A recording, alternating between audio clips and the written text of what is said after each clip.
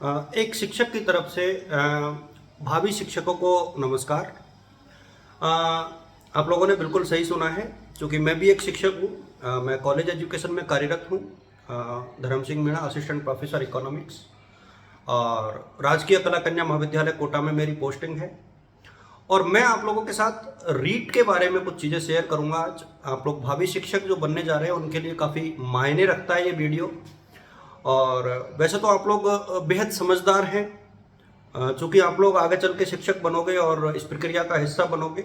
आप लोगों से गलती की उम्मीद नहीं की जाती है, लेकिन फिर भी अ, हम लोगों की ये जिम्मेदारी बनती है, खासतौर पे जो ऑलरेडी इस प्रक्रिया का हिस्सा बन चुके हैं, कि आप लोगों के साथ माध्यमिक शिक्षा बोर्ड राजस्थान की तरफ से यानी रीट ऑफिस की तरफ से जो दिशा निर्देश बच्चों के लिए निर्धारित किए हैं, हालांकि डेली बेसिस पर न्यूज़पेपर्स में और अखबारों में, दूसरे में विज्ञप्ति के माध्यम से, बोर्ड की साइट पर ये सारे निर्देश, आपके एडमिट कार्ड पर सारी चीज़ें दी गई है। लेकिन फिर भी आप लोगों को कुछ बातों का ध्यान रखना चाहिए। लंबा वीडियो नहीं है, मैं आप लोगों का बिल्कुल भी टाइम खराब नहीं करूंगा, और एक प्रकार से बहुत एग्रेसिव माइंडसेट के साथ इन चीज़ों को मैं आप लोगों के साथ साझा करूंगा। उम्मीद करूंगा कि ये आप लोगों के लिए यूजफुल होगी।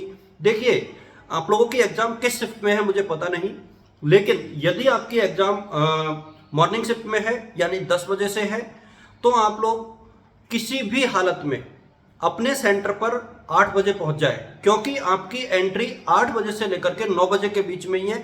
इसके बाद किसी भी हालत में किसी भी कैंडिडेट को किसी भी परिस्थिति में एंट्री नहीं दी जाएगी, सख्त निर्देश है। इसके अलावा यदि आपकी जो एग्जाम है वो 3 बजे वाली शिफ्ट में है, तो आप लोग किसी भी परिस्थिति में 1 बजे सेंटर पर पहुंच जाएं। इसके बाद आपको अनुमति नहीं मिलेगी। तो एक तो सेंटर पर पहुंचने की बात है, आप लोग पहले ही, यदि कल पेपर है तो आज ही पता कर लें कि आपके सेंटर की लोकेशन क्या है। यदि परसों है तो आप लोग कल पता कर लें कि आपकी सेंटर की लोकेशन क्या है। इसके अतिरिक्त आप लोगों को ध्यान ये रखना है कि एक तो भूखे पेट में नहीं जाना है। मौसम थोड़ा उतना अच्छा नहीं है, आप लोग हल्का नाश्ता करके जाएं, जिससे कि आपको हेल्प मिलेगी। हल्का नाश्ता, मैं ये नहीं कह रहा हूँ कि आप लोग 8-10 रोटियां चबा करके जाएं, बिल्कुल अपना ना ही कोई बच्चा व्रत करे। मैं अब, हालांकि ये धार्मिक सेंटिमेंट्स हो सकते हैं, शनिवार है, लेकिन मेरा ये मानना है कि व्रत ना करें, क्योंकि व्रत के मौसम में कई बार चक्कर आना और दूसरी चीजें, घबराहट, ये हो सकती हैं। तो एक दिन भगवान से माफी मांगे, शनिवार वाले लोग मंगलवार को व्रत कर लें। तो एक ये मेरी तरफ से आप लोगों को सलाह है। दूसरी सलाह ये है कि रात को बहुत अच्छी नींद निकालें आप लोग। पूरा सोइए, अच्छी नींद निकालिए, कोई नई चीज ना पढ़े आप लोग। ये जो एग्जाम है वो क्वालिफाइंग है, आप लोग के सर्टिफिकेट की वैधता पूरे आजीवन रहेगी, उसमें कोई नहीं है। इसमें जो क्वालिफाइड बच्चे होंगे उनको जो है स्टेट जो सर्विस सिलेक्शन बोर्ड है, Rajasthan state service selection board, Rajasthan कर्मचारी चयन सेवा बोर्ड, वो निश्चित तौर पर एक एग्जाम आयोजित करवाएगा, जिसकी प्रस्तावित जो दिनांक है वो शायद जनवरी में है या फरवरी में है, जिसका सिलेबस ऑलरेडी रिवील हो चुका है। तो वहां से आप लोगों को ये नौकरी मिलेगी। ये सिर्फ क्वालिफाइंग पेपर है, तो ज़्यादा हड़बड़ाने की आवश्यकता नहीं है। यदि आपकी तैयारी अच्छी है तो आपके 90 नंबर लाने से कोई आपको नहीं रोक सकता। तो इस बार तो वो जो मारामारी वाली स्थिति है वो तो है ही नहीं, कि जो ये सोचे कि यार सर कैसे करेंगे, क्या करेंगे, 90 नंबर के ऊपर आप लोग फाइट कर रहे हो, और 150 में से बिना नेगेटिव मार्किंग के 90 नंबर लाना आसान है, मुश्किल कतई नहीं है, किसी भी परिस्थिति में मुश्किल नहीं है।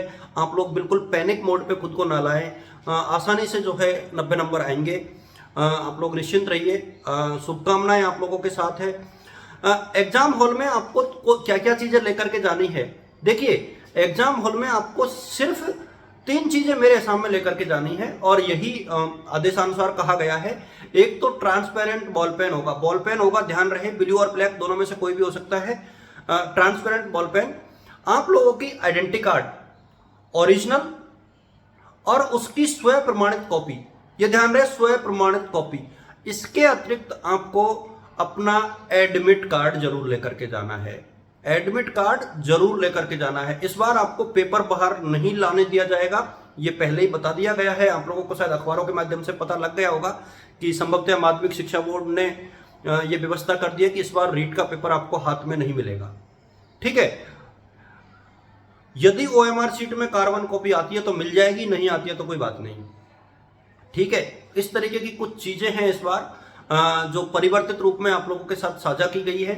और आप लोग ध्यान रखें, यदि किसी भी प्रकार की काटा पीटी आप लोगों की ओएमआर शीट में या आपके पेपर में है तो आप लोग विद इन 5 मिनट उसे चेंज करवा पाओगे। ये भास्कर में विज्ञप्ति आई थी, दैनिक भास्कर में, पत्रिका में भी थी। तो जितने भी रिनोम्ड जितने भी न्यूज़पेपर्स हैं सब में ये विज्ञप्ति आ रखी है, आप लोग वहां से देखते हैं इसको। यानी यदि 5 मिनट के भीतर आपने साझा कर दिया तो आपको जो है वीक्षक जो भी होगा, इन्विजिलेटर जो भी होगा, आप लोगों की हेल्प करने की स्थिति में होगा। इसके अतिरिक्त आप लोगों की सहायता करना संभव नहीं है वीक्षक के माध्यम से। तो आप लोग इस चीज को लेकर के लापरवाह ना रहें। यदि आपको लगता है कि आपके पेपर के सीक्वेंस में कोई प्रॉब्लम है तो आप लोग इस चीज का ध्यान रखें। पेपर हल करते टाइम पर आप लोग सिर्फ 2-4 चीजें हैं जिनका ध्यान रखें। जैसे एक तो बहुत से बच्चे एक साथ ही ओएमआर शीट भरते हैं। मेरा ये मानना है कि एक साथ ओएमआर शीट नहीं भरें बेटा, सेक्शन वाइज भरें।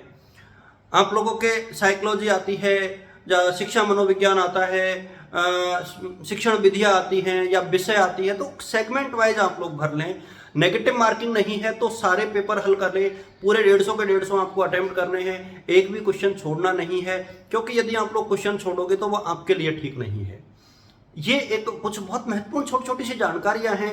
और आप लोग यदि पूरा पेपर हल करोगे, 150 क्वेश्चन हल करोगे, तो तय मान के चलिए आपके 90 नंबर लाने से आपको कोई नहीं रोक सकता।